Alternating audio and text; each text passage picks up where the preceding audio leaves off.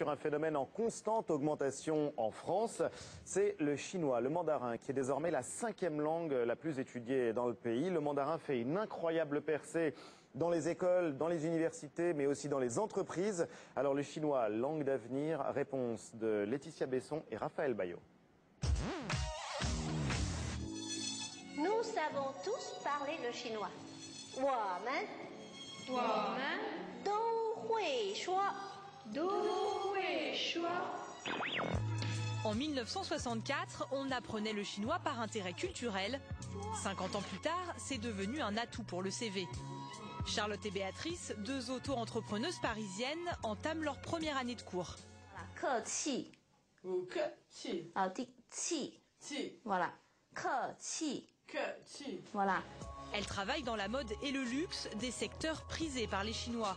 Totalement perdues lors de leur mission en Chine, elles ont fini par s'y mettre. Les produits que je représente, la marque que je représente, a un gros potentiel en Chine, un très gros potentiel. Il y a des opportunités, c'est maintenant ou jamais, et c'est capital si je veux développer l'entreprise, de passer par la Chine et de savoir parler chinois. Parler la langue du futur, c'est même le slogan de cette école. Selon ses créateurs, parler chinois serait un passeport pour l'emploi et une plus-value pour les cadres qui pourraient demander jusqu'à 15% de plus sur leur salaire. Un appel sur 6, ce sont des chasseurs de tête qui nous appellent. Qu'est-ce qu'ils vous disent? Donc ils nous appellent en disant très simplement, on n'arrive pas à trouver du personnel qui parle chinois en France. C'est-à-dire que les entreprises françaises ont énormément de mal à recruter à ce niveau-là. 900 entreprises françaises travaillent avec la Chine dans le commerce, l'industrie, l'hôtellerie ou le tourisme.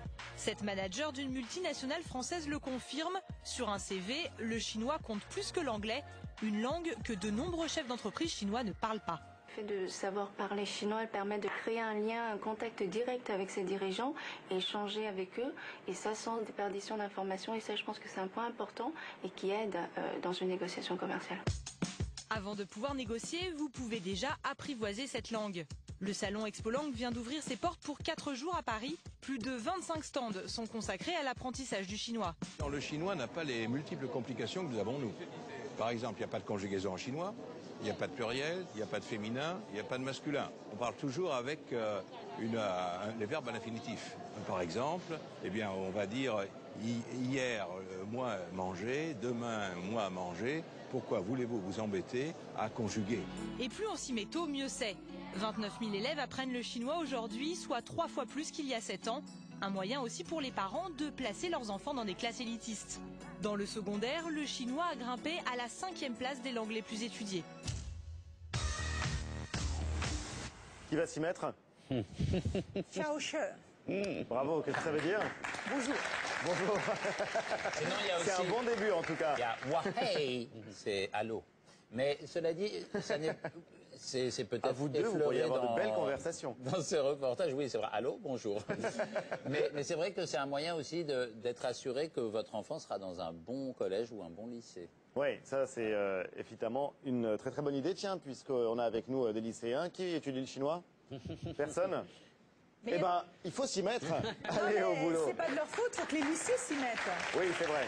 Il n'y a pas beaucoup d'enseignants qui il y a très peu de lycées et collèges qui enseignent le chinois. Il faut s'y mettre. Si on veut des débouchés pour nos étudiants, il faut s'y mettre.